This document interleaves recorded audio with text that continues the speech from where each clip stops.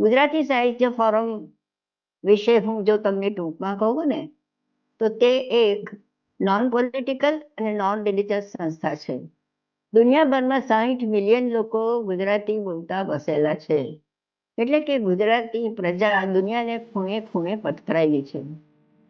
આપણા ગુજરાતીઓને તો છે ને એક બહુ સરસ ટેવ હોય છે કે જ્યાં જાય ત્યાં પોતાનું બધું લઈને જાય. એટલે એની ભાષા, એનો પહેરવેશ, એના તહેવારો, એનું જમણ, આ બધું જ લઈને, ખાણીપીણી બધું લઈને એ સાથે જાય છે. અને એટલે જ દુનિયાભરમાં ફેલાયેલા ગુજરાતીઓએ તેમની અમુક ધાક જમાવેલી છે કે જ્યાં વસે એક ગુજરાતી ત્યાં ત્યાં સદાકાળ ગુજરાત. આવી ગુજરાતી જે ભાષા છે તેને અંગ્રેજી ભાષાના આક્રમણને લીધે થોડીક આંસિયામાં ધકેલાઈ ગઈ છે. તો એને સાચવવા, એની જાળવણી માટે અને પ્રચાર અને પ્રસાર માટે ગુજરાતી સાહિત્ય ફોરમ કામ કરી રહી છે. ગુજરાતી સાહિત્ય ફોરમમાં અનેક શરૂઆત કરી ત્યારે અમે જે બધા વક્તાઓને બોલાવતા હતા ત્યારે પણ અમે એવું નક્કી કરેલું કે દરેક વખતે જુદો જુદો વિષય લઈને આવવાનું, જુદા જુદા વિષયના વક્તાઓને બોલાવવાના, જેથી કરીને તમે આજે 255નો એપિસોડ છે ને, તો લગભગ 250 વિષયો આવી ગયા. અને એટલા વિષયોનું આપણે સૌએ જ્ઞાન પ્રાપ્ત કરેલું છે. અને આ જ ગુજરાતી સાહિત્ય ફોરમની વિશિષ્ટતા છે. ગુજરાતી ભાષાને પણ જાળવણી અને એના દ્વારા ઘણું ઘણું જાણવા મળી રહ્યું છે. અને બીજું એક શું પ્રૂવ થાય છે કે ગુજરાતી ભાષા એટલી બધી સમૃદ્ધ છે કે એ ભાષામાં કોઈ પણ વિષયને ન્યાય આપી શકાય છે. હું તમને નાનકડો એક જ દાખલો આપીશ કે ક્લાઇમેટ ચેન્જ એ એક એવો અઘરો વિષય છે કે જેને ગુજરાતીમાં બોલવાનું અઘરું પડે, પણ વક્તા શૈલેષ નાયકે ખૂબ જ સુંદર રીતે એને રજૂઆત કરી હતી. અને એ દ્વારા આપણે બધા જુદા જુદા વિષયો દ્વારા આપણે જાણી શકીએ કે આપણી ભાષા ખૂબ સમૃદ્ધ છે. નવા નવા સભ્યો દર વખતે આવતા જ હોય છે અને મારા જૂના સભ્યો બી છે. તે બધાને યાદ કરવાનું કે આપણે આપણા જે જૂના જે એપિસોડ થઈ ગયા છે એ જો તમારે જાણવા, સમજવા, સાંભળવા હોય તો આપણી ગુજરાતી સાહિત્ય ફોરમની યુટ્યુબને તમે લોકો સબસ્ક્રાઇબ કરજો અને એના ઉપરથી તમને ગમતા વિષયને એના વિશે તમને જાણકારી મળી રહેશે. અને એ જાણકારી મળ્યા પછી પણ તમને જો કોઈ પ્રશ્ન ઉપસ્થિત થાય ને તો જરૂરથી કમેન્ટ બોક્સમાં લખશો, જેથી વક્તા એનો જવાબ આપશે. ધારો કે તમને પ્રશ્ન ઉપસ્થિત નથી થતો તો કાંઈ નહીં, પ્રતિભાવ તો આપશો ને. આપનો પ્રતિભાવ જરૂરથી આપજો, જેથી કરીને ફોરમ ક્યાંક ખૂણે પણ ન પહોંચી હોય ને તો એ ફોરમ ત્યાં પહોંચી જાય. એટલે જરૂરથી યુટ્યુબ ચેનલને સબસ્ક્રાઇબ કરી અને આપ આપનો અભિપ્રાય જરૂરથી આપજો. હવે જ્યારે ગુજરાતી સાહિત્ય ફોરમ કર્યું ત્યારે આટલું જ વિષયો પર મેં ધ્યાન આપ્યું. ત્યાર પછી અમે કલરવ નામનું મેગેઝિન સ્ટાર્ટ કર્યું અને એમાં ખૂબ સારો અમને રિસ્પોન્સ પણ મળી રહ્યો છે. અને કલરવ મેગેઝિન દ્વારા ખૂબ સારી સારી વાર્તાઓને બધું આપણે સાંભળવા, સમજવા, કવિતાઓ, કવિતાના આસ્વાદ બધું જ છે એની અંદર. તો તમે મેગેઝિન સેક્શનમાં જશો અમારી વેબસાઇટ ઉપરથી તો જરૂરથી તમને કલરવ મેગેઝિન પણ વાંચવા મળી જશે. અને હવે એક નવું પણ શરૂ કરવાનું વિચારીશું કે બાળકોને બાળ સાહિત્ય માટે પણ, એટલે કે બાળ ગીતો અને બાળ વાર્તા, આને વિશે એક નવો સેક્શન શરૂ કરવાના છીએ, જેની આજે ટૂંકમાં ઝલક તમને સ્વાતિબેન દેસાઈ આપી શકશે. સ્વાતિબેન દેસાઈ. નમસ્તે. આભાર કોકિલાબેન. માનનીય કોકિલાબેન, અલકાબેન, આજના વક્તા મિતાબેન ગોળ, ગુજરાતી સાહિત્ય ફોરમના સભ્યો અને હાજર રહેલ શ્રોતાજનો. ગુજરાતી ભાષાના પ્રચાર, પ્રસાર અને સંરક્ષણના ઉદ્દેશ કરતી વૈશ્વિક સંસ્થા એટલે ગુજરાતી સાહિત્ય ફોરમ. આગળ કોકિલાબેને જણાવ્યું એ પ્રમાણે અમે કલરવ મેગેઝિન પણ એના પર અમે મૂકીએ છીએ. એટલે એક અમારું એક નવું પીછું તો હતું. હવે કલરવમાં બાળકોનો કલરવ પણ આપણે સાંભળવા માંગતા હશો ને? તો બાળકોનો પણ કલરવ સાંભળવા માટે ગુજરાતી સાહિત્ય ફોરમ એ બાળ મેળાનું આયોજન કરવામાં આવેલું છે. એ ખૂબ જ આનંદની લાગણી સાથે હું આજે આપ સૌને જણાવું છું.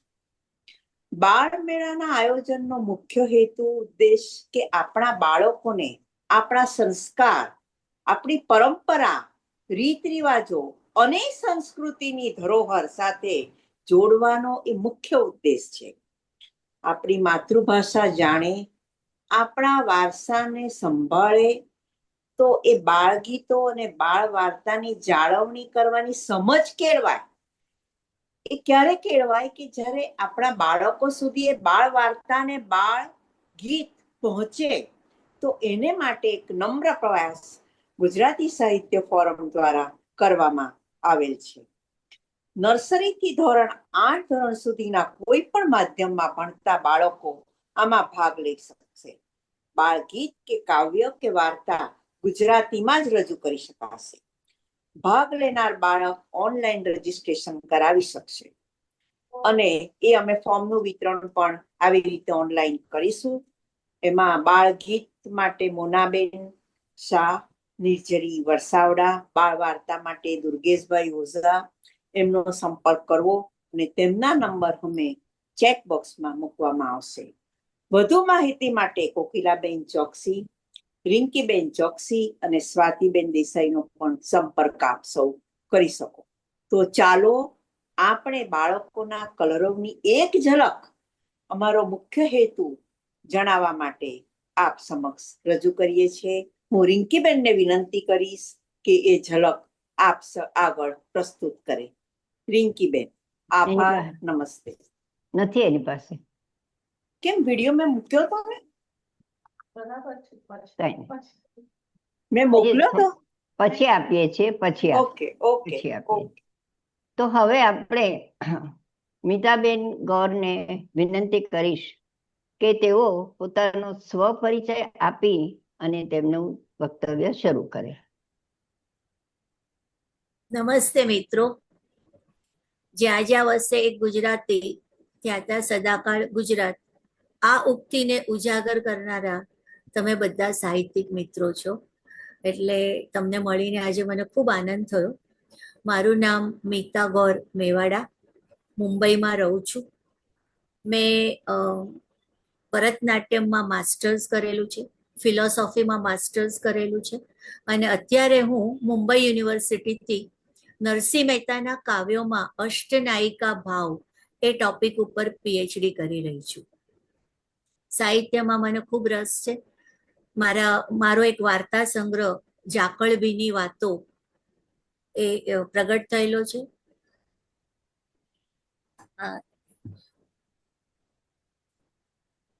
ઝાકળભીની વાતો છે ને આ એક કાવ્ય સંગ્રહ છે સૂરજને સથવારે. હા, એ પ્રગટ થયેલો છે. અને મેં થોડા વર્ષો પહેલા જન્મભૂમિ પ્રવાસીમાં નૃત્ય ઉપર આર્ટિકલ્સ લખેલા, જેનું મને મહારાષ્ટ્ર ગુજરાત સાહિત્ય એકેડેમી દ્વારા અનુદાન મળ્યું હતું અને મેં નર્તન મંજરી નામનો એક નૃત્ય ઉપરના લેખોનો એક આ સંગ્રહ પ્રગટ કરેલો છે.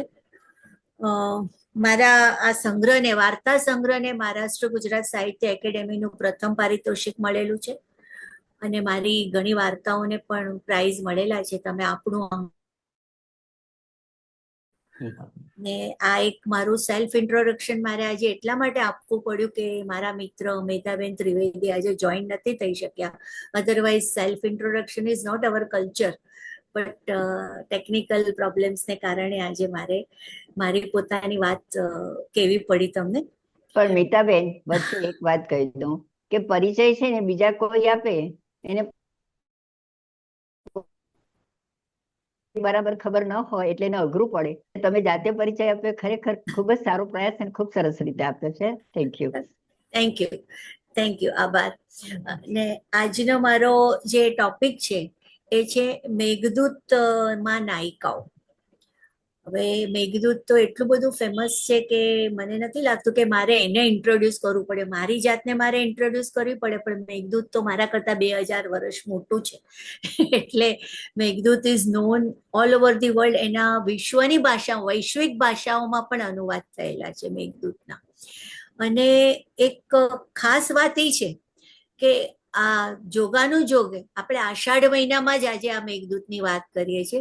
જ્યારે મેઘદૂત લખાયું હતું આષાઢસ્ય પ્રથમ દિવસે મેઘમાં શ્લિષ્ટ સાનું, અને આપણે આજે એકાદશ્યમ પવિત્ર દિવસે મિત્રમાં શ્લિષ્ટ સાનું કરી રહ્યા છીએ. એનો મને આનંદ છે કે આષાઢના આ દિવસોમાં જ આપણે મેઘદૂતની વાત કરી રહ્યા છીએ. મેઘદૂત માટે ઉમાશંકર જોશીએ એમ કહ્યું છે કે વિરહના તાર પર છેડેલી પ્રેમની મહારાગિની છે. એક સંગીત ખળખળ ખળખળ વહેતું હોય એવી પ્રકારની આ એક કવિતા છે, આ એક કાવ્ય છે. અને સ્ટોરી તો બધાને ખબર જ છે, જ્યારે છતાં પણ હું થોડી સ્ટાર્ટિંગમાં થોડી લઈ લઈશ. અને રવિન્દ્રનાથ ટાગોરે કહ્યું છે કે મંદાક્રાંતાના સઘન સંગીતમાં વિશ્વના વિરહીઓનો એક શોક ગોળાયેલો છે આની અંદર મેઘદૂતમાં. કારણ કે મંદાક્રાંતા છે ને એ વિષાદનો છંદ છે. જો કલાપીનું પણ છે ને, રે પંખીની ઉપર પથ્થરો, તો જે વિષાદની વાતો એ મંદાક્રાંતા છંદમાં બહુ સારી રીતે ઉભરી આવે છે. એટલે મેઘદૂતની અંદર કાલિદાસે મંદાક્રાંતા છંદનો ઉપયોગ કરેલો છે. મભન તત ગાગા આ એનું બંધારણ છે મંદાક્રાંતાનું, બધાને ખબર જ હશે. અને મેઘદૂત એક ખંડ કાવ્ય છે, કારણ કે એ પોતે એક વાર્તા નથી કહેતું. જનરલી આપણે ત્યાં નાટકને પણ કાવ્ય કહેવામાં આવે છે. જેમ કે મહાભારતને આપણે કાવ્ય કહીએ, રામાયણને આપણે કાવ્ય કહીએ, પણ મહાભારત અને રામાયણમાં તમને કથાસાર જોવા મળે. જ્યારે મેઘદૂત એ પોતે એક વાર્તા નથી કહેતું, પણ એના બેકગ્રાઉન્ડમાં જે યક્ષની વાર્તા છે, એમાંનો એક વિરહનો ભાવ છે, એને એ ઉજાગર કરે છે. એક વિરહાવસ્થા આમાંથી ઉભરી આવે છે. એ એટ ધ સેમ, એટલે એને ખંડ કાવ્ય કહી શકાય. એટ ધ સેમ ટાઈમ આની અંદર બીજું આપણને શું મળે છે તો કે એક ભૌગોલિક વર્ણન છે આપણા દેશનું, બહુ સુંદર રીતે કરેલું. આપણી નદીઓનું, આપણા પર્વતોનું, આપણા સરોવરોનું, આપણા રીતિ રિવાજોનું, સ્ત્રીઓનું, આ બધું જે વર્ણન છે એ એટલું સુંદર રીતે, અને કંઈક આપણને એક આઈડેન્ટિટી આપે, આપણા રાષ્ટ્રને એક આઈડેન્ટિટી આપે એવું છે. એટલે તો હું એને એક સાહિત્યિક રાષ્ટ્રગાન કહું છું મેઘદૂતને, કે એને તમે સાહિત્યિક રાષ્ટ્રગાન કહી શકો. એટલી હદે અને પોપ્યુલર બી ખૂબ જ છે કે કશ્ચિત કાંતા વિરહ ગુરણા સ્વાધિકા આરાન પ્રમત્તા, આવી એક નાનકડી એક વાર્તા છે યક્ષની, કે યક્ષ કુબેરનો દાસ હતો, અને રોજ સવારે એને કુબેરની પૂજા માટે સરોવરમાંથી કમળ તોડીને લાવવાના હતા. પણ સવારે વહેલું ઉઠવું પડે, પ્રિયતમાનો સંગ છોડવો પડે, એટલે યક્ષને ખૂબ દુઃખ, આ વાત ખૂબ દુઃખદ લાગતી.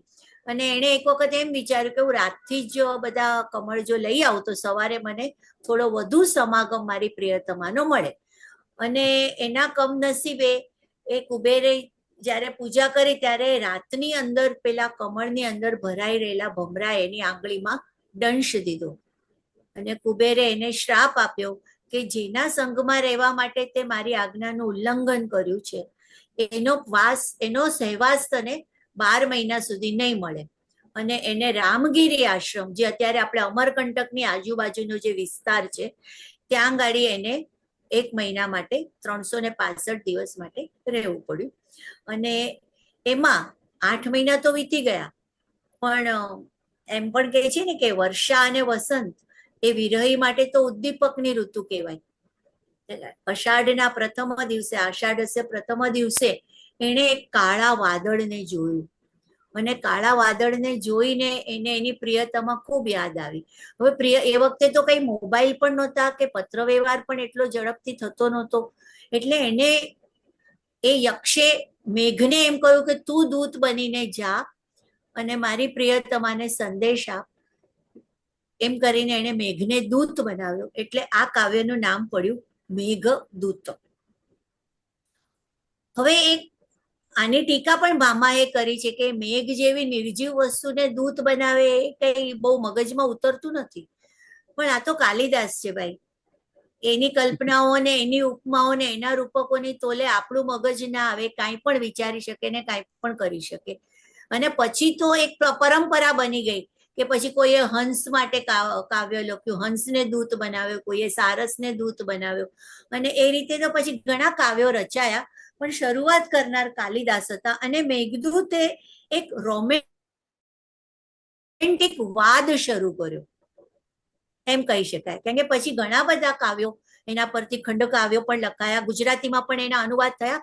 અને ગુજરાતીમાં પણ ઘણા ખંડકાવ્યો છે કે વસંત વિલાસ છે, વસંત વિજય છે, કે પછી દેવ્યાની છે, કે આવા ઘણા બધા કાંતે પણ લખ્યા, કલાપીએ પણ લખ્યા.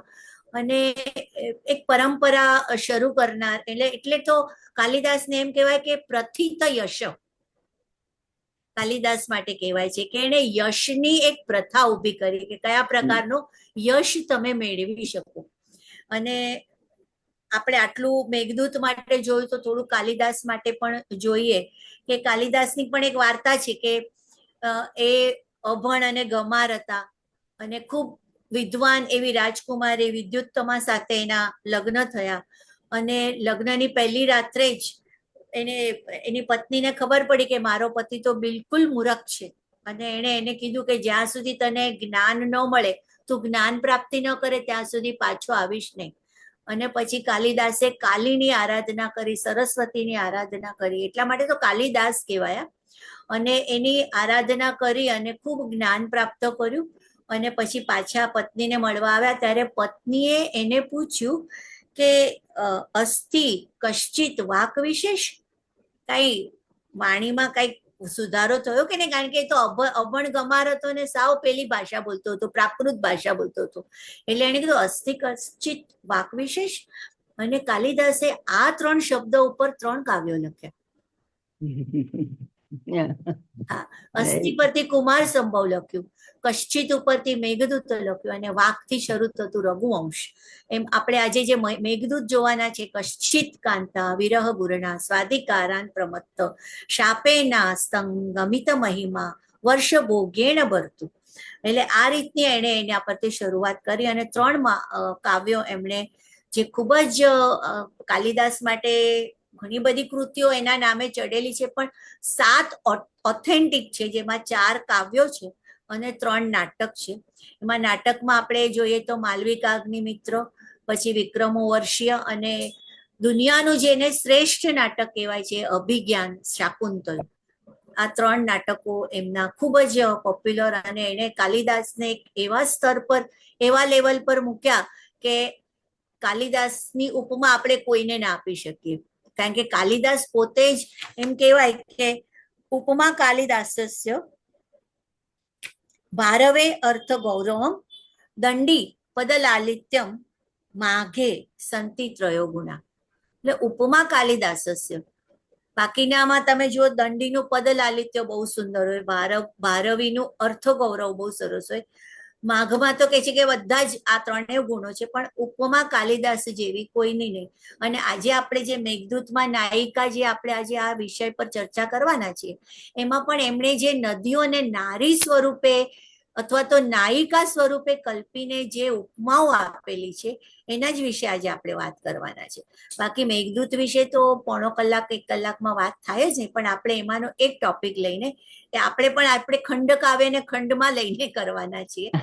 આ મેઘદૂત છે એ બે વિભાગોમાં વહેંચાયેલું છે. એક તો છે પૂર્વ મેઘ અને બીજું છે ઉત્તર મેઘ. એમાં પૂર્વ મેઘમાં એ મેઘને જે રસ્તો બતાડે છે કે તારે અહીંથી કઈ રીતે જવાનું. અલકા નગરી કે જ્યાં અલકાપુરી, કે જ્યાં મારી પત્ની મારી રાહ જોતી બેસી હશે, જેને તારે આ સંદેશો પહોંચાડવાનો છે, તો એ જે આખા રસ્તાનું વર્ણન છે એ ત્યાં એમાં પૂર્વ મેઘમાં છે. ઉત્તર મેઘમાં એ જે વિસ્તારમાં એની પત્ની રહી છે એ અલકાપુરીનું કૈલાસ માનસરોવરનું વર્ણન છે અને સંદેશો છે. એટલે ઉત્તર મેઘ 118 શ્લોકમાં લખેલું, મંદાક્રાંતા છંદમાં લખાયેલું આ મેઘદૂત કાવ્ય છે કે એને કાલિદાસને એક એવી ઉપમા આપી કે જેને વિવેચકો એમ કહે છે કે વૈદર્ભી કવિતા સ્વયં મૃતવતી શ્રી કાલિદાસમ વરમ, કે કવિતા કામિની પોતાનું સમગ્ર સૌંદર્ય પોતે જ કાલિદાસની સામે અનાવૃત કરે છે કે તમે મને લખો. વિનાયાસ લખાતા કાવ્યો છે, પ્રયાસ વગર આયાસ વગર લખાયેલી કવિતાઓ છે. બાણભટ્ટાએ તો કીધું છે કે નિર્ગતાશુ નવા કસ્ય કાલિદાસસ્ય સુક્તિષુ, કે મીઠી ભાવનાઓ જ્યારે કાલિદાસના મધુર શબ્દોમાંથી બહાર નીકળતી હોય તો આ મધનો જેણે અનુભવ લીધો હોય એ આનંદિત ન થાય તો જ નવાય. કેટલું સુંદર કહ્યું છે. અને જયદેવે કહ્યું છે કે કવિ કુલગુરુ, આપણે આજે કવિ કુલગુરુ કાલિદાસ કહીએ છીએ, એને જે આપેલું છે બિરુદ એ જયદેવ થકી મળ્યો. જયદેવ એટલે જેને ગીત ગોવિંદ લખ્યું હતું, એ પણ બહુ મહાન ઉચ્ચ કક્ષાના એક કવિ થઈ ગયા. અને મોનિયર વિલિયમ્સ એણે કહ્યું છે કે ભારતના શેક્સપિયર છે કાલિદાસ. તો શેક્સપિયરની બધી શોકાંતિકાઓ હતી, કાલિદાસની બધી જ છે એ બધી કોઈ પણ ટ્રેજિક વાર્તાઓ નથી હોતી, બધી આનંદની ક્ષણોમાં પૂરી થતી હોય છે. બધો એન્ડ હંમેશા સુખસ્ય જ હોય એમ. અને હમ્બોલ્ટે કહ્યું છે કે માસ્ટરલી વર્ણનકાર છે.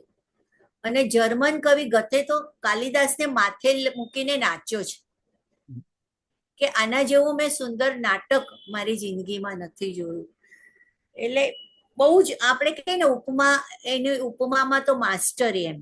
હવે એક જ એક્ઝામ્પલ તમને હું મેઘદૂતનું આપું તો એમણે એક જગ્યાએ કહ્યું છે કે સારંગાસ્તે જલલવમુચ સૂચયિષ્યંતિ માર્ગમ, એટલે મેઘને એમણે કહ્યું છે કે તું સારંગ જેવો છે. હવે આ સારંગ શબ્દનો અર્થ શું થાય? તો ગજ થાય, ઉરંગ થાય અને ભ્રમર થાય.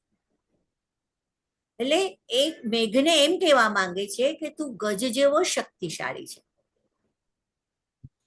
બીજું એમણે કહ્યું કે તું કુરંગ એટલે ડિયર, એટલે હરણ જેવો તું ચપળ છે. વાદળું આમ કેવું ફટ દઈને સરકી જાય, કે તું હરણ જેવો ચપળ છે. અને ભ્રમર જેવો કાળો છે. આ એક જ શબ્દમાં એને વાદળની 3 ક્વોલિટીઝ બતાડી. અને આવું કાલિદાસ જ કરી શકે.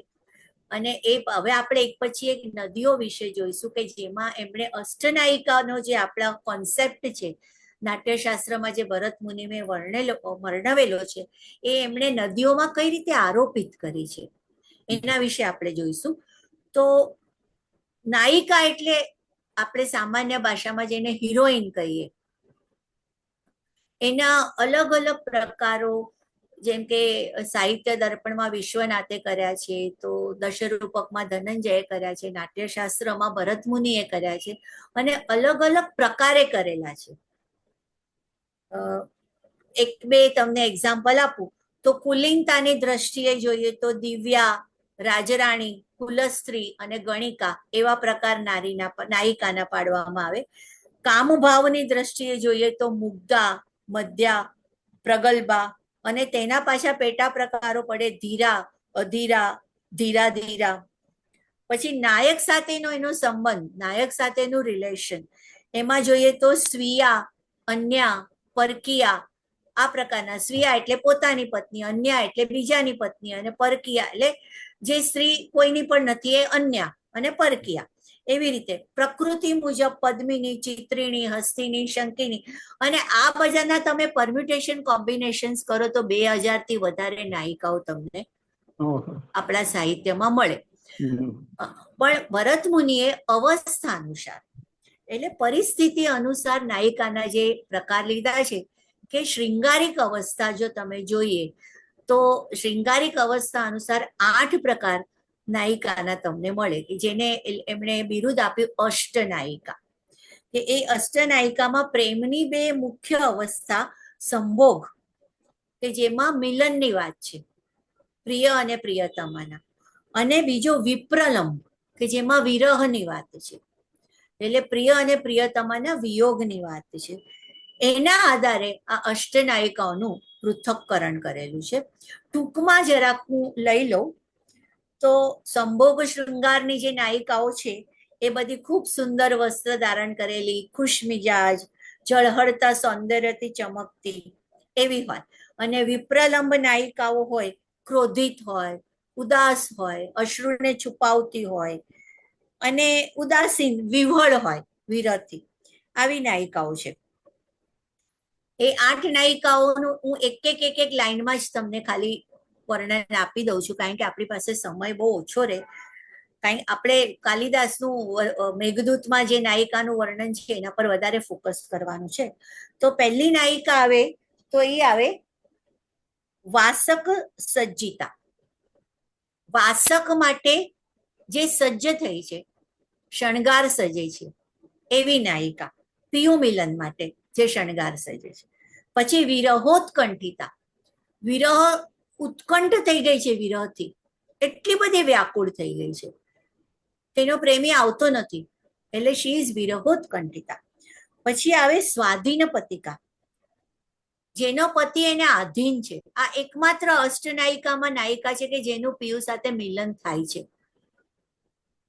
પછી છે કલહાંતરિતા, જે કલહ તો કરે છે પણ પછી દુઃખી થાય છે કે અરે રે મેં ક્યાં ઝઘડો કર્યો. મને લાગે છે આપણે બધા કલહાંતરિતાના અવસ્થામાં આવીએ. તો કલહને જેને અંત કરવો છે, દેટ ઇઝ કલહાંતરિતા. અને ખંડિતા, જે અતિશય ક્રોધિત છે અને અતિશય દુઃખી છે કે એના પિયુએ એના પ્રિયતમે એની સાથે દગો કરેલો છે, જે બીજી નાયિકા સાથે જતો રહ્યો છે અને પછી એને મળવા આવેલો છે, એટલે એ કોમ્પ્રોમાઇઝ કરવા માટે તૈયાર નથી, દેટ ઇઝ ખંડિતા.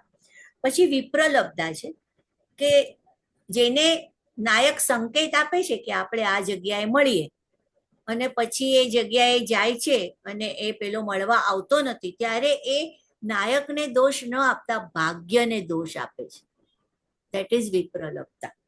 પછી પ્રોષિત ભર્તૃકા, કે જેનો પતિ પરદેશ ગયેલો છે. હવે વિરહોત્કંઠિતા અને પ્રોષિત ભર્તૃકામાં શું ફરક છે એ આપણે પછી જોઈશું. અને અભિસારિકા, જે અભિસરણ માટે એટલી ઉત્સુક છે કે લોકલાજની કે કોઈની પણ પરવા કરતી નથી. ભયહીના છે, મુક્ત લજ્જા છે, આવી જે નાયિકા છે દેટ ઇઝ અભિસારિકા. અને આ બધી નાયિકાઓને નદીઓમાં જ્યારે આરોપિત કરવી, તો એના પરથી એમ લાગે કે કાલિદાસને પણ રસશાસ્ત્રનો કેટલો બધો અભ્યાસ હશે તો જે કરી શકે. એટલે આપણા જે બધા કવિઓ હતા એ ખાલી છંદ નહોતા શીખતા, જે અત્યારના કવિઓ લખે છે ખાલી છંદ શીખીને, પણ આ બધા શાસ્ત્રોનો, વેદોનો, કામશાસ્ત્રનો, રસશાસ્ત્રનો, કાવ્યશાસ્ત્રનો, આ બધાનો અભ્યાસ કરતા, અલંકાર શાસ્ત્ર, ધ્વન્યાસ્ત્ર, અને પછી એ કાવ્ય લખતા માટે એમના કાવ્યો અત્યાર સુધી આપણને રેલેવન્ટ લાગે છે. એક વિરહાવસ્થામાં એક યક્ષ, કામી યક્ષ, એ જ મેઘને દૂત તરીકે કલ્પી શકે, એ આનું એક બહુ મોટું સબળ પાસું છે મેઘદૂતનું. અને બીજું છે કે એ નદીઓ માટે કઈ કઈ રીતે એનું વર્ણન કરે છે. તો આપણે સૌથી પહેલા જોઈએ તો વિંધ્ય પર્વતમાં, રામગીરી પર્વત પર, રામગીરી આશ્રમમાં જ્યારે એ રહેલા છે, ત્યારે એમ કહેવાય કે ત્યાંથી નીકળીને એ જ્યારે નીકળે છે તો સૌથી પહેલા એનો બેટો વિંધ્યમાંથી નીકળતી નર્મદા, એટલે કે રેવાને સાથે થાય છે. એટલે એ એને કહે છે કે જો રેવા નદી આવશે તો રેવા નદીને જોજે, તો રેવા નદી કેવી છે, તો એનું વર્ણન કાલિદાસ કરે છે કે રેવા દર્શસુ પલવિષમે વિંધ્ય પાસે વિશીર્ણા ભક્તિ છૈવે દેરીવ વિરંચિતા ભૂતિ મધ્વે ગજસ્ય. કે રેવા છે ને પર્વતમાંથી નીકળે છે ને અલગ અલગ સ્ટ્રીમલેટ્સ, અલગ અલગ ઝરણાઓમાં વિભાજિત થયેલી છે. અલગ, હવે કલ્પના કરો કે કાળો પર્વત છે અને અલગ અલગ સફેદ કલરનું જળ વહી રહ્યું છે ઝરણાના રૂપે, તો એ કેવું લાગે? આપણી કલ્પનામાં શું આવે? કાલિદાસની કલ્પનામાં હાથી આવે છે, કે જ્યારે હાથીને શણગારીએ, અલંકૃત કરીએ, ત્યારે એને આગળ એના ગંડ સ્થળ ઉપર જે એને અલંકારો પહેરાવવામાં આવે એવી આ દેખાય છે. She is Alankrita. આ રેવા છે એ અલંકૃતા છે. આપણે હમણાં જ આ અષાઢી બીજ ઉપર ઘણા પિક્ચર્સ બી જોયા હશે કે હાથીને, આપણે આ વખતે તો હાથીઓએ બહુ જ કદાચ એમને ડેકોરેશન નહીં ગમ્યું, પણ એ ડેકોરેટ કરેલા જે આગળથી હોય છે, તો એ અલગ અલગ સ્ટ્રીમ્સ જે નદીની વહેતી હોય એની સાથે એને કમ્પેર તો ખાલી કાલિદાસ જ કરી શકે, કે એ ડેકોરેશન એટલે પેઇન્ટેડ સ્ટ્રોક્સ એવી દેખાય છે એ રેવા નદી. અને એ શા માટે આવી રીતે અલંકૃત થઈ છે? કારણ કે તને મળવાને માટે આતુર છે, વાસક સજ્જિતા છે. શી ઇઝ વાસક સજ્જિતા, વાસક માટે સજ્જ થયેલી છે. એટલે એ મેઘને કેવી કેવી રીતે લલચાવે છે જુઓ તમે, કે જો તું અહીંથી જઈશ તો તને આવી રીતે તારા માટે તારી રાહ જોતી, વેઇટિંગ ફોર યુ, એવી તને રેવા દેખાશે, નર્મદા દેખાશે. અને all ready and set to meet her beloved. That is called વાસક સજ્જિતા. અને તું વરસાવીને ખાલી થઈ ગયો હોઈશ, જેનાથી એ આટલી આનંદિત છે અને તને મળવા માટે ઉત્સુક છે, એટલે તું ખાલી થઈ ગયો હોઈશ. તો તું ખાલી થઈ જઈશ તો તને પવન તો ક્યાંય ખેંચી જશે. એટલે તું શું કરજે, તું આનું જળનું પાન કરજે, આ રેવાના જળનું પાન કરજે. Now this is the first act of love, kissing, ચુંબન. Kissing is the first act of love. એટલે અહીંયા સંભોગ શૃંગારનો પણ શરૂઆત અહીંયા થયેલી બતાડે છે, જે આપણને છેલ્લે દેખાશે ક્યાં એન્ડ થાય છે. એટલે સો બ્યુટીફુલી એક્સપ્લેન્ડ કે એ એક પહેલી નદી છે જે વાસક સજ્જિતા છે, સંભોગ માટે આતુર છે, અને તું ત્યાં એને ચુંબન કરજે, એટલે કે એનું પાણી, તું જળનું પાન કરજે. મને લાગે છે કે વાસક સજ્જિતા, નદીને વાસક સજ્જિતા તરીકેનું આવું વર્ણન ક્યાંય બીજે મળે ખરું? તમે ના પાડો છો, પણ હું કઉ છું મળે. ક્યાં મળે? કાલિદાસની બીજી નદીમાં મળે. એનાથી આગળ જઈશું એટલે મળશે વેત્રવતી. વેત્રવતી નદીની વાત કરે છે કે તીરોપાંત સ્તનિત સુભગમ પશ્યસી સ્વાદુ યસ્માત શુભ્રભંગ મુખમી વપયો વેત્રવત્યાર્થ લોર્મી. કે વેત્રવતીનું જળ પણ બહુ મધુર છે. શા માટે મધુર છે? કારણ કે એ પણ ચુંબન માટે આતુર છે, એ પણ વાસક સજ્જિતા છે. એની ઉર્મિઓ ઉછાળા મારી રહી છે. આનું જરા ઉર્મિઓનું પ્રધાનતા વધારે, ઉર્મિ પ્રધાનતા અહીં થોડીક વધારે છે. રેવા થોડી ગંભીર છે, પણ આમાં તો એ ઉછાળા મારે છે, વાસક સજ્જિતા. અને તરંગો એટલા આકર્ષક રીતે ઉછળી રહ્યા છે કે આપણને એમ લાગે કે કોઈ ચાર્મિંગ મેનરમાં કેટવોક કરતી કોઈ સ્ત્રી હોય ને, અત્યારની ભાષામાં કહીએ તો, એવી રીતે એ જાણે વહી રહી છે, કારણ કે તને આકર્ષવા માંગે છે. એટલે she is flowing in a charming manner. એના જે વેવ્સ છે, તરંગો છે, એ આ વાદળોના ગડગડાટ તરફ કઈ રીતે જોઈ રહ્યા છે? તો પેલી સ્ત્રી ગુસ્સામાં ભવા ચડાવીને જોવે ને, કોઈ સ્ત્રી ગુસ્સામાં ઇરિટેટ થઈને ભવા કેટલો અવાજ કરે છે એમ કરીને ભવા ચડાવીને જોતી હોય ને, એમાં તરંગોમાં એ તરંગો જાણે એ શું કહીએ કે અડધી ખુલ્લી ને અડધી બંધ આંખે જાણે એ બંને ભેગા થતા હોય એવું લાગે છે. સભૃભંગ મુખરી વપયો. સભૃભંગ, એના ભવા બંને ભેગા થાય છે, ચડે છે, અને એ જાણે અડધી બંધ આંખે, અર્ધ નિમિલિત આંખે જોઈ રહી હોય, આમ કે ને નેત્ર કટાક્ષ કરી રહી હોય, ગુસ્સો, ખોટો ગુસ્સો જતાવી રહી હોય, એવી રીતે એ તારી સામે જોઈ રહેશે. ફ્લર્ટેશિયસ આઈઝ આપણે જેને કહી શકીએ ઇંગ્લિશમાં, ફ્લર્ટેશિયસ આઈઝ. અને વેઇટિંગ ફોર ધી એમ્બ્રેસ, આલિંગન માટે તત્પર છે. આવી વેત્રવતી નદીને તું મળજે. એટલે બે વાસક સજ્જિતા નદીઓનું કાલિદાસે વર્ણન કરે છે. ત્યાંથી થોડા આગળ જઈએ એટલે હવે કાલિદાસનો ઉજ્જૈનની નદી માટેનો પક્ષપાત, ઉજ્જૈનની નગરી માટેનો પક્ષપાત તો આપણને બધાને ખબર જ છે કે ઉજ્જૈનના મહારાજા ભોજના દરબારમાં એ દરબારી હતા અને એના રાજકવિ હતા, એટલે નેચરલી એને ઉજ્જૈન માટે તો પક્ષપાત હોય. એટલે યક્ષના મોઢે કેવડાવે છે મેઘને કે વક્ર પંથા યદપી ભવત, ભલે તારે થોડોક રસ્તો પેલો શું કે ટર્ન લેવો પડે, સીધા રસ્તે ના જવાય, તારે થોડો ટર્ન લઈને જવું પડે તો પણ જજે, વક્ર થઈને પણ તું જજે, અને પણ ઉજ્જૈન નગરીના દર્શન કર્યા વગર તું ત્યાંથી આગળ વધીશ નહીં. અને પછી તો ઉજ્જૈન નગરીનું ઘણું બધું વર્ણન આવે છે કે ત્યાં કેવા લોકો હશે, કેવી સ્ત્રીઓ હશે, શું કરતી હશે, વગેરે વગેરે, જેમાં આપણે નથી પડતા. પણ ત્યાં એક નદી છે, શિપ્રા નદી. હવે કાલિદાસની મનગમતી નગરીની નદી હોય એટલે એ વિરહ વાળી તો હોય જ નહીં. એ તો કેવી હોય? સંતૃપ્ત જ હોય. જેને સંભોગ મળે છે, જેને શૃંગારનો અનુભવ કરેલો છે, એવી જ હોય. એટલે શિપ્રા નદીને એમણે સ્વાધીન પતિકા તરીકે કલ્પી છે. હવે સ્વાધીન અષ્ટનાયિકામાં મેં પહેલા જ કહ્યું કે એકમાત્ર સ્વાધીન પતિકા એવી છે કે જેને પિયુનું મિલન થાય છે, જેનો પતિ એને આધીન છે, એટલે જે તૃપ્ત થયેલી છે, જેને સંભોગનો અનુભવ કરેલો છે, એવી આ એક નદીની વાત છે. અને એ તૃપ્ત થયેલી હોવાને કારણે સુવાસિત છે, મહેકી રહી છે. શા માટે મહેકી રહી છે? નદી કેવી રીતે મહેકી રહી છે કે એની અંદર જે ખીલેલા કમળ છે એ કમળનો એને સહેવાસ મળેલો છે, એને કારણે સુવાસિત છે. અને સારસોના કુજનથી, કોઈ સ્ત્રી કદાચ બહુ ખુશ હોય ને તો થોડા ગીતો ગાઈ શકે, એમ ગાતી હોય, ગુનગુન ગુનગુન ગણગણ ગણગણ કરતી કરતી રસોઈ કરે, કામ કરે. એટલે કે આમાં પણ એને છે ને સારસોનું પૂજન સંભળાય છે. એટલે કે તમને પૂજન પણ સંભળાશે, એની મહેક પણ તમને મળશે. અને આ બધું તન અને મનને શાતા આપનારું છે. શા માટે? કારણ કે એ તૃપ્ત થયેલી છે. અને એ તમને ચાટુકાર શબ્દ વાપર્યો છે.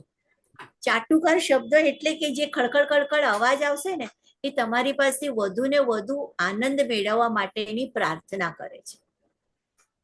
આ શિપ્રા નદીનું વર્ણન છે, સ્વાધીન પતિકા નાયિકા. અને પછી આવે છે નિર્વિંધ્યા. નિર્વિંધ્યા, નિર્વિંધ્યાને શોઈંગ એક્સપ્રેશન્સ ઓફ લવ, અભિસારિકા નાયિકા. નિર્વિંધ્યા એટલે અભિસારિકા. અભિસારિકા માટે હું એક પાણીનીનું એક સૂત્ર કયા વગર નથી છોડી શકતી. આપણે થોડા સાઈડ ટ્રેક થઈશું, પણ એ મને એટલું બધું પ્રિય છે કે નિરીક્ષ વિદ્યુ નયને પયોદો મુખમ નિશાયો મભિસારિકાયા ધારા નિપાતે સહકિંતુ વાતશ ચંદ્રો યમીર ત્વાર્ત તરમ રસાસ. પાણીની અભિસારિકા માટે શું કહ્યું છે?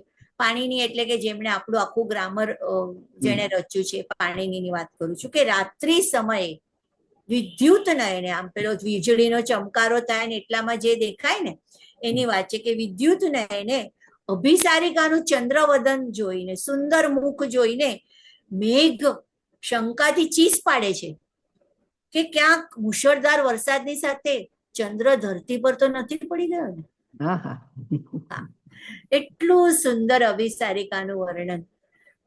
અને એ એવું જ વર્ણન નિર્વિંધ્યાનું કાલિદાસ કરે છે કે સ્ખલિત સુભગમ. સ્ખલિત લથડાય છે ચાલતા ચાલતા. આમ કે ને નદી વચ્ચે એક પથ્થર આવે ને આમ ઉછળી જાય, આમ સીધી જતી હોય ને પથ્થર આવે કે કોઈ ઝાડની ડાળી આવી જાય, મૂળિયું આવી જાય ને આમ કૂદી પડે તો એમ લાગે કે જાણે લથડી રહી છે. પણ કેવી છે?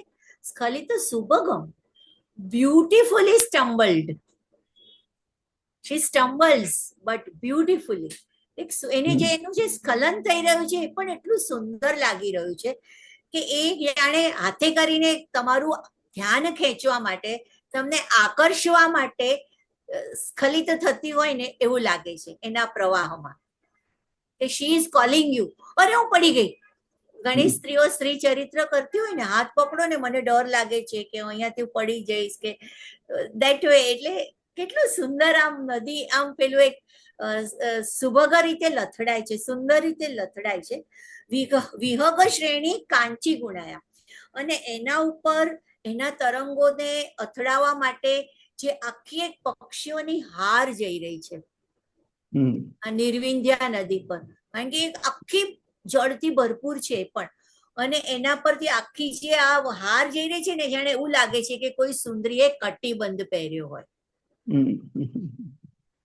કોઈ સુંદરીએ જાણે કટિબંધ પહેર્યો હોય, અને એ કટિબંધની વચમાં એક વમળ વર્લપુલ ગોળ ગોળ ફરી રહ્યું છે, એ જાણે એવું દેખાડે છે કે શી શોઈંગ હર નેવલ, એની નાભીનું પ્રદર્શન કરી રહી છે, એક્સપોઝ કરી રહી છે, દેખાડી રહી છે, અને એ રીતે એ મેઘને આકર્ષવાનો પ્રયત્ન કરી રહી છે. એટલે નિર્વિઘ્ન અભિસારિકા મેં પહેલા જ કહ્યું કે જે મુક્ત લજ્જા છે, ભયહીના છે, એને પોતાનો પ્રેમ છુપાવવો નથી. જગતને જે કરવું હોય, જગત કે એસી કી તૈસી, હું તો મળવા જઈશ જ. એટલે આ જે છે નારી.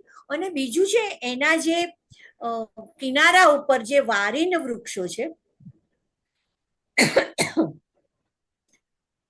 એ વારીનના વૃક્ષો, એના જે મૂળિયા છે એ જાણે પાણીને ખેંચી રહ્યા છે એની તરફ. તો જાણે એવું લાગે છે કે એના વસ્ત્રોને ખેંચી રહ્યા છે, જે વસ્ત્રો અવરોધ કરી રહ્યા છે મિલન માટેના, એ વસ્ત્રોને એ ખેંચી રહ્યા છે. તો એ ફ્લર્ટ કરે છે, શી ઇઝ ફ્લર્ટિંગ, અને આ લોકો એને હેલ્પ કરે છે એના માટે. અહીંયા હાવ ભાવ અને હેલા ત્રણેયનું ચરિત્રણ અહીંયા દેખાઈ આવે છે. તો ફીલ યોર સેલ્ફ, તું આખો તારી જાતને ફીલ કર એના પાણીથી. કેટલું સુંદર. એટલે કે અહીંયા સંભોગ કર એવું એને સજેસ્ટ કરે છે. પછી ત્યાંથી આગળ જઈએ તો સિંધુ નદી, કે જે કેવી છે, વેણીભૂત પ્રતનુ સલીલા તામતી તસ્ય સિંધુ, કે જેના પાતળી કેશની લટ જેવી જે થીન થઈ ગઈ છે વિરહતને કારણે. ઘણા વખતથી ત્યાં વરસાદ નથી પડ્યો, એટલે એને કારણે નદીની જે પ્રવાહ છે એ ક્ષીણ થઈ ગયેલો છે. અને ક્ષીણ થઈ ગયો અને હોવાને કારણે કેવી લાગે છે કે જાણે કોઈ પાતળી, કોઈનો ચોટલો હોય, વેણી એની પાતળી પાતળી થઈ ગઈ હોય, બધા વાળ ઉતરી ગયા હોય, અને કેવી લાગે. અને એના કિનારા ઉપર જે બધા વૃક્ષો છે એના ખરી પડેલા પાંદડા, એટલે મોસ્ટલી પીળા કલરના પાંદડા હોય, એને કારણે એ પાંડુ છાયા લાગે છે. આપણે કહીએ ને કે કોઈ વિરહી સ્ત્રી હોય, એના મોઢા પર ગ્લો ના હોય, ફિક્કી લાગે, પેલ લાગે, પેલ કોમ્પ્લેક્શન. એટલે એવી આ સિંધુ નદી છે, એ પણ એવી જ લાગે છે. તો એની જે ક્ષીણ કાયા છે, એનું ક્ષીણત્વ, હે મેઘ ફક્ત તું જ વરસી પડ અને ઓછું કરી શકે, તારા સિવાય કોઈ કરી નહીં શકે. અને છેલ્લી નદી છે એ છે ગંભીરા. આ ગંભીરા પણ સ્વાધીન પતિકા નદી છે, એનો પણ સંભોગ અહીંયા સંપૂર્ણ સંભોગ છે, કારણ કે એ નદી આખી જળથી ભરેલી છે અને એમાં મેઘની છાયા દેખાય છે. એટલે કે મેઘ એમાં સમાઈ ગયો છે. એ નદીની અંદર મેઘ સમાઈ ગયેલો છે. ગંભીરાયા પયસી સરિત શ્વેત શિવ પ્રસન્ને છાયાત્માપી પ્રકૃતિ સુભગો લપ્સ્યતે તે પ્રવેશમ. એટલે તું એમાં પ્રવેશ કર, આ ગંભીરા નદીમાં યુ એન્ટર, અને એને કારણે એને એક સંપૂર્ણ શૃંગાર તું આપ. અને આવા બેર થાઈઝને છોડીને જવાનું સામર્થ્ય કે હિંમત કયા પુરુષમાં હોય? અને ધીસ ઇઝ સંપૂર્ણ સંભોગ શૃંગાર, ગંભીરા નદી. એટલે આ પૂર્વ મેઘમાં આ બધી નદીઓને કાલિદાસે નાયિકા તરીકે વર્ણવી છે. બે વાસક સજ્જિતા છે, બે સ્વાધીન પતિકા છે, એક વિરહોત્કંઠિતા છે અને એક અભિસારિકા છે. અને ઉત્તર મેઘ તરફ જઈએ તો ઉત્તર મેઘમાં એની જે યક્ષની પત્ની છે એનું એને પ્રોષિત ભર્તૃકા નાયિકા તરીકે વર્ણન કરેલું છે. હવે અત્યારે મેં તમને પહેલા જ કહ્યું હતું કે what is the difference between વિરહોત્કંઠિતા અને પ્રોષિત ભર્તૃકા. હવે ફક્ત મારી પાસે 5 મિનિટ છે અને આઈ હેવ ટુ ફિનિશ. તમે લઈ શકો, 10 મિનિટ લેજો, વાંધો નથી, વાંધો નથી. તો પ્રોષિત ભર્તૃકા નાયિકા નો પીયું પણ પરદેશ છે કે બહાર છે કે એનાથી દૂર છે, અને વિરહોત્કંઠિતાનો પણ દૂર છે. પણ પ્રોષિત ભર્તૃકાનો પરદેશ ગયેલો છે, એને ખબર છે કે એ પાછો આવશે. જ્યારે વિરહોત્કંઠિતાને ખબર નથી કે whether he will come back or not. એ સંશયથી ભરેલી છે, શંકાથી ભરેલી છે. એને એટલે એની ઉત્કંઠા વધારે છે.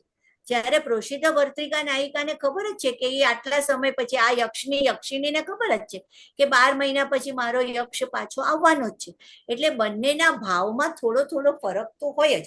ભલે આની પણ આંખો એકદમ સુજેલી છે રડી રડીને, પછી એના વાળ એને ઓળ્યા નથી, 8 મહિના થઈ ગયા હજી સુધી એને વાળ ઓળ્યા નથી. કારણ કેમ નથી ઓળ્યા? કે એનો પતિ જ્યારે ગયો ત્યારે માથામાં ક્લિપ નાખીને ગયો હતો, તો જે એને હજી સુધી કાઢી નથી. કે આવીને મારું માથું ઓળશે, મારા માથાની ક્લિપ કાઢશે, ત્યારે જ હું માથું ઓળીશ. એટલે ધીસ ઇઝ પ્રોષિત ભર્તૃકા. અને એ રોજ એક એક ફૂલ જમીન પર મૂકતી જાય છે દિવસો ગણવા માટે. એટલે એ કે છે મેઘ એની આજુબાજુમાં ફૂલોનો ઢગલો તને દેખાશે, જેમાં એ રોજ એક ફૂલ મૂકતી હશે. એ મારા દિવસો ગણતી હશે કે હવે આટલા દિવસ બાકી રહ્યા, હવે આટલા દિવસ બાકી રહ્યા, હવે આટલા દિવસ બાકી રહ્યા. ધીસ ઇઝ પ્રોષિત ભર્તૃકા નાયિકા. અને એ કહે છે કે એ જે વીણા વગાડે છે એ વીણાના તાર ભીના થયા છે, કારણ કે અશ્રુ એના પર પડે છે જ્યારે પણ અને જ્યારે એ એની મેલોડી ગાતી હોય છે ત્યારે એના સૂર ભૂલી જતી હશે વચ્ચે વચ્ચે, વિરહને કારણે, રડવાને કારણે, દુઃખને કારણે. અને એ જ્યારે થાકી જતી હશે ત્યારે એ એના હાથ ઉપર ટેકો દઈને એ સૂતી હશે અને એના વાળ એના મુખને ઢાંકી દેતા હશે, ત્યારે એવું લાગતું હશે કે જાણે ચંદ્રને કોઈ વાદળે અચાનક આવીને ઢાંકી દીધો. એટલે આ એ પ્રોષિત ભર્તૃકા નાયિકાનું યક્ષિણીના સ્વરૂપમાં કાલિદાસે વર્ણન કરેલું છે. અને કહીએ ને કે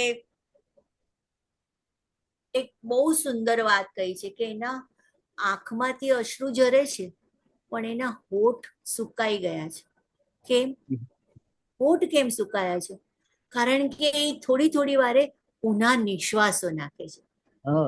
હા, અને એ ગરમ નિશ્વાસ, ગરમ શ્વાસને કારણે એના હોઠની જે લાલીમા છે, કુમાશ છે, એ સુકાઈ ગઈ છે. એટલે તમને એ ત્યાં ગાળી સુકાયેલા હોઠ, જે ફાટી ગયેલા હોઠ હોય ને આપણે જેને કહીએ ગુજરાતીમાં, એવા હોઠ વાળી તને નાયિકા દેખાશે. કેટલું સુંદર અને કેટલું બારીકાઈથી વર્ણન કરેલું છે, કેટલું બારીકાઈથી. અને એક એક વસ્તુને એક ઉપમા આપીને કે કશુંક આપીને એને એક્સપ્લેન કરી છે કાલિદાસે. એટલે મને લાગે છે કે આવું ફક્ત કાલિદાસ અને કાલિદાસ જ કરી શકે. આપણે એ કાલીનો દાસ બન્યો, આપણે કાલિદાસના દાસ થવાને પણ લાયક નથી. આપણે આપણી જાતને કાલિદાસ દાસ ના કહી શકીએ. અને મને એમ લાગે છે કે મેઘદૂતનું આજની તારીખમાં રેલેવન્ટ શું છે, શા માટે આ ટોપિક પર આજે આપણે સાંભળવું જોઈએ કે વાંચવું જોઈએ, કે શા માટે? તો એમણે પ્રકૃતિના કેટલા તત્વોને સજીવ કર્યા છે, જીવંત કર્યા છે, જે એક દ્રષ્ટિ આપે છે આપણને કે આપણે પણ આપણો દ્રષ્ટિકોણ બદલવાનો છે. હિમાલયમાં જે બરફ છે એ આઈસ્ક્રીમની ફેક્ટરી બનાવવા માટે નથી. નદીમાં જે પાણી વહે છે એ ફક્ત મારા ઉપભોગ માટે નથી. ઉપયોગ જરૂર કરવાનો, પણ ઉપભોગ નથી કરવાનો એનો. આ એક જે દ્રષ્ટિકોણ, તો કારણ કે આ પ્રકૃતિ છે એ જડ નથી, પ્રકૃતિની અંદર ચૈતન્યનો અંશ છે. આવો એક સંદેશો એ મેઘદૂત દ્વારા કાલિદાસ આપણને આપી રહ્યા છે. કાલિદાસનો મેઘ તો જે બહુ જે સંદેશો આપે છે તો બિલકુલ નાનકડો સાવ 3 લાઈનનો જ છે. જે હું તમને કહું કે બ્રુયા એવમ તવ સવચરો રામગીર્યાશ્રમસ્થ અવ્યાપન્નમ કુશલમ અબલે પૃચ્છતિ ત્વામ વિયુક્ત પૂર્વાભાષ્યમ સુલભ વિપદા પ્રાણીના મેતદેવ. એ એટલું કહે છે કે તું જઈને એટલું કહેજે કે તારો વિયોગી સહચર રામગીરી આશ્રમમાં રહે છે, જીવે છે, અને તું એના ખબર અંતર પૂછજે, કે એની કુશળતા પૂછજે કે હે અબલા તું કેમ છે. આટલો સંદેશો છે. પછી 3જી લાઈનમાં કાલિદાસ એક બહુ સરસ વાત કહે છે કે જેમના જીવનમાં ઘડીકમાં વિપત્તિ આવી પડતી હોય, એટલે જરા જરામાં જેમના જીવનમાં મુશ્કેલી આવી પડતી હોય, એવા માણસોને સૌથી પહેલા એમની કુશળતા પૂછવી જોઈએ. એટલે આ જે 3જું સેન્ટેન્સ છે એ યક્ષિણી માટે નથી, દેટ ઇઝ જનરલ. અને એટલે આ આખા કાવ્યનું એક જનરલાઇઝેશન, સાધારણીકરણ કાલિદાસે કરેલું છે, જાણે એ આપણને કહેતા હોય, એક સંદેશો આપતા હોય. અને મને તો લાગે છે કે આ પ્રકૃતિને પ્રેમ કરો, આ જ સંદેશો આપવા માટે એમને bon voyage with the cloud, Meghdoot એક ખંડકાવ્ય રચ્યું. ખૂબ સરસ. Thank you. મિતાબેન, હું શું કહું, નદીઓને પણ આ રીતે જોઈ શકાય તો આજે જ જાણે. એટલે હવે જ્યારે પણ કોઈ નદી જોઈશું ત્યારે આ રીતે જોવાનો પ્રયત્ન એમાં કરીશું. કોઈક ને કોઈક નાયિકા તો દેખાશે જ. કોઈક ને કોઈક નાયિકા દેખાશે. અને બીજું છેલ્લે તમે જે કહ્યું કે એમના વક્તવ્યમાં જે આજના રેલેવન્ટ એટલે આજે સંદેશો, પર્યાવરણ લક્ષી સંદેશો જે નીકળે છે, ખરેખર અદ્ભુત કહેવાય. અને હવે અત્યારે મને લાગે છે બધાએ કાલિદાસ તો ખરેખર વાંચવું જ જોઈએ. હા, ટ્રાન્સલેશન એમનું છે ને, મેઘદૂતનું કિલ્લાબાઈનું સૌથી સરસ છે, ઘણા લોકોએ કરેલું છે, પણ કિલ્લાબાઈનું ટ્રાન્સલેશન ખૂબ સુંદર છે અને એ વાંચીએ તો બહુ મજા આવે છે. ગુજરાતીમાં કરેલું છે. Okay, fine. હવે કૌશલભાઈ ચોકસીને પ્રશ્ન છે, એમને વિનંતી કે તેઓ કરે. નમસ્તે મિત્ર. તો મારો અવાજ બરાબર સંભળાય છે? હાજી, હા, સંભળાય છે, સંભળાય. તો ખૂબ જ મજા આવે. ઘણું બધું આનું જે ભાષા જે છે એની જે તમે ટ્રાન્સલેશન જે કર્યું, તમે ઇન્ટરપ્રિટેશન કર્યું, અને કાલિદાસનું પોતાનું ઇન્ટરપ્રિટેશન જે ખૂબ જ સરસ છે. તો આની અંદર ઘણી જગ્યાએ એવું દેખાય કે જે રૂપક અને ઉપમા અલંકારનો ઘણો બધો ઉપયોગ છે આમાં. અને જે પ્રકૃતિને જીવંત બનાવવાનું તમે જે કીધું, તો એના પરથી એવું લાગે છે કે ફિલોસોફિકલી એવું ખરું કે એ જે સંદેશ કાવ્ય છે એમાં એમ કહેવા માંગે છે કે આખી પ્રકૃતિ ને માણસ બધી ઇમોશન એક જ છે. એટલે કે ભગવાન બધું જ છે, પણ બધામાં ભગવાન છે, બંને જે છે એની સાથેની. એટલે આ સંદેશ કાવ્યનું જે આખું જે બેઝલાઇન કહીએ તો એ કહી શકાય. હા, ચોક્કસ. વળી મેં કહ્યું ને કે આ પ્રકૃતિ નિર્જીવ નથી, એમાં ચૈતન્યનો અંશ છે. આપણે કહીએ છીએ ને કે ભગવાન સર્વત્ર છે, કણ કણમાં વસેલો છે. તો એને કાલિદાસે કાવ્યાત્મક રૂપે મેઘદૂત દ્વારા આપણે સુધી આ સંદેશો પહોંચાડેલો છે. એટલે તમે ડેફિનેટલી એમ કહી શકો કે આની, અને કાલિદાસ રસિક માણસ એટલે એને એની અંદર શૃંગાર ને, અને આમ બી ભોજના દરબારી અને ભોજે શૃંગાર પ્રકાશ નામનો આખો ગ્રંથ લખેલો છે. એટલે શૃંગારિક વર્ણન તો મળે જ એમાં, પણ એનો તમે કહી શકો કે એની બેઝલાઈન આ છે, ચોક્કસ કહી શકાય. અને બીજી રીતે બી હિન્દુ ધર્મ પ્રમાણે કે ધર્મ અને કર્મને જોઈને કે યક્ષનું જે એક્ઝાઇલ કહેવાય છે, એ પણ કન્સેક્વન્સ છે કે ધર્મને લીધે એના એક્ઝાઇલ હતું, એમાંથી આખી આ કવિતા ઊભી થઈ.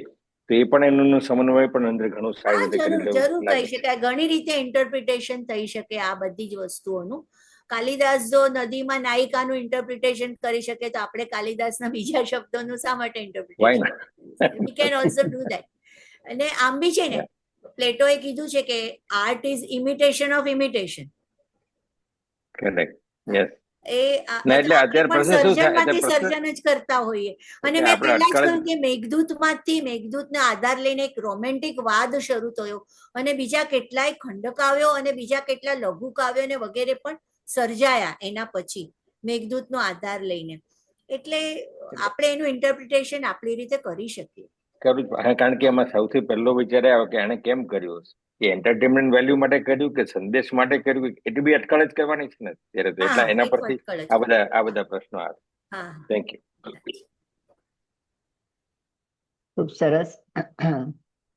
પ્રશ્નો તો ઘણા બધા મનમાં ઉપસ્થિત થયા જ કરે, કારણ કે મેઘદૂત એવું એક કાવ્ય છે કે દરેક એની જે પંક્તિઓ છે, બધી પંક્તિને કેટલી રીતે સૌ પોતપોતાના એંગલથી એને જોતા હોય, એટલે કેટલા જુદા જુદા ઇન્ટરપ્રિટેશન એના થતા હોય છે. એટલે ખૂબ સરસ રીતે. અને તમે જયારે શેક્સપિયરની વાત કરી ત્યારે હવે આજે સમગ્ર મીડિયા સમક્ષ આ વાતો મૂકું છું કે મેં એવો પ્રયત્ન કર્યો છે કાલિદાસ વર્સેસ શેક્સપિયર. હા. જો કોઈ વક્તા મને એવા મળી જાય કે કાલિદાસ અને તમે જેમ કહ્યું એમ શેક્સપિયરની બધી કરુણાંતિકા છે કરુણાંતિકા છે. અને આપણી કાલિદાસની કરુણાંતિકા ક્યાંય નથી. નહીં નહીં નહીં. એના વિરહની વેદના જરૂર સમજાવે છે, પણ અંતમાં તો અંત સારો આવે છે, સારો જ આવે. હા. સારો જ આવે છે. એટલે મીડિયા સમક્ષ આજે મારા બધા જ જે વ્યુઅર્સ આવેલા છે બધાને એક મૂકું છું કે મારો અથાગ પ્રયત્ન છતાં હજુ સુધી મને એવું કોઈ મળી શક્યું નથી, પણ આ જો મળી શકે તો વધારે સરસ છે. સુરેન્દ્રભાઈ. Thank you Kokilaben. આજે તો તમારો આભાર માનું એટલો ઓછો. જગદીશભાઈએ જો કે કહી જ દીધું કે તમે નવા વિષયના વક્તાઓને બોલાવો છો. અને આજે મીતાબેન તમે અમને બધા શ્રોતાઓને કાલિદાસથી નવડાવી દીધા. હું કદાચ વધારે પડતું કહું છું, પણ મેઘદૂત મારું પણ બહુ જ માનીતું કાવ્ય છે. અને તમે કિલાભાઈના અનુવાદનો ઉલ્લેખ કર્યો. હું સદભાગી છું કે મારી પાસે એમનો અનુવાદ છે. આ છેક 1919ની આવૃત્તિ, બહુ જ અપ્રાપ્ય. મેં વર્ષો પહેલા 55-60 વર્ષ પહેલા મને જડી તે મેં ખરીદી લીધી.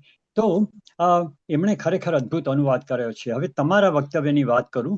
તમે જે નદી અને નાયિકાઓની વાત કરી મેઘદૂતમાં, એ ખરે જ નવું પાસું અમારી સામે ધરી દીધું. અષ્ટનાયિકાનું વર્ણન, જે નદીઓ, જે તમે બારીકાઈથી વર્ણન કર્યું. મારા જેવા રસિયાઓ છે જ, આ જગદીશભાઈ આટલું વિસ્તૃત બધું કહ્યું, એમનો પણ રસ આપણને ખ્યાલ આવે જ. મને તો, અને અમને ચાલુ જે આવીએ છીએ અમને તો ખબર જ છે. મૂળ વાત શું છે, કાલિદાસ અમસ્તા મહાકવિ નથી કહેવાયા. આજે આટલી સદીઓ પછી પણ આપણે આટલા ભાવથી એમને યાદ કરીએ છીએ.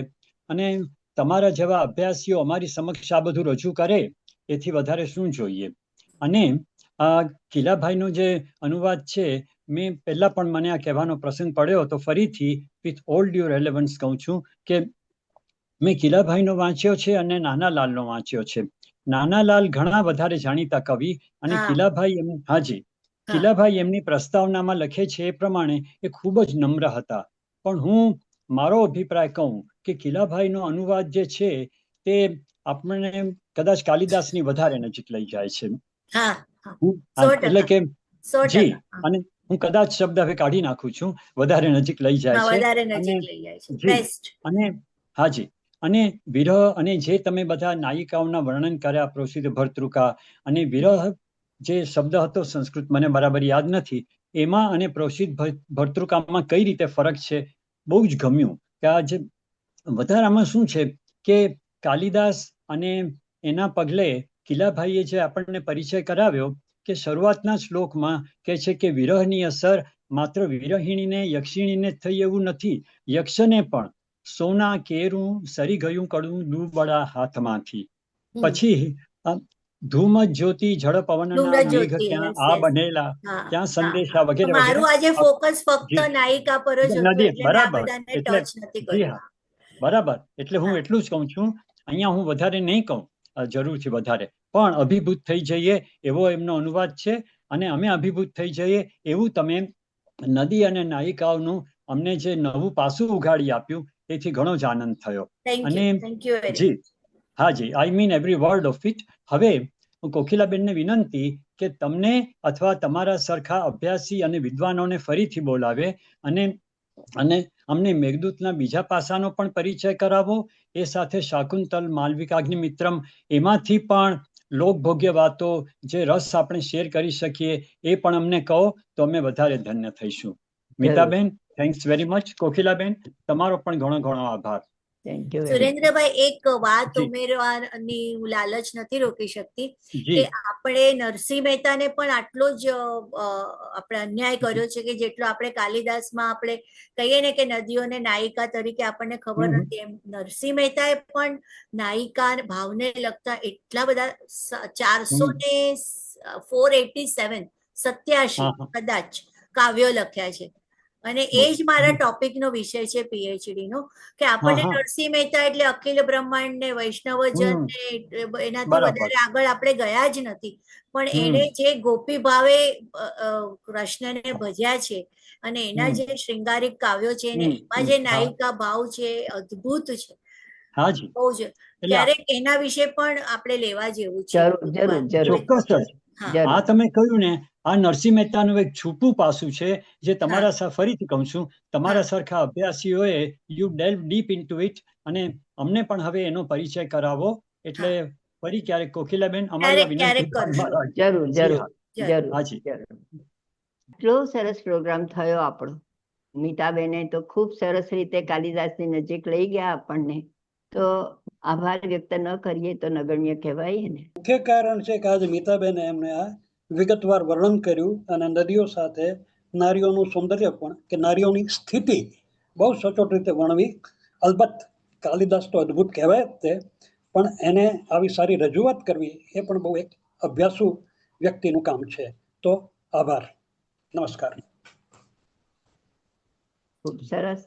હવે આપણી આજની સફર તો અહીંયા આગળ પૂરી થશે, પણ એટલે એમ દર વખતે કહું છું એમ અલ્પ વિરામ આપીએ છીએ.